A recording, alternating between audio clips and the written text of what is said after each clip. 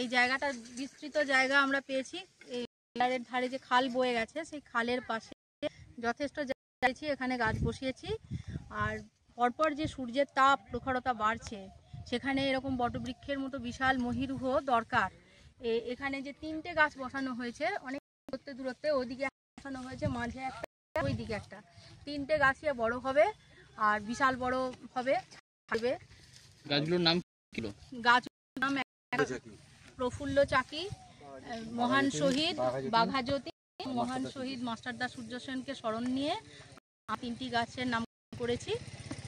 বাকি গাছগুলো হবে। আমাদের এখানে রয়েছেন আমাদের ডক্টর সুব্রত নায়ক, উনি নায়ক লিডার, অনুসরণ আমরা সবাই রয়েছে। এখানে রয়েছে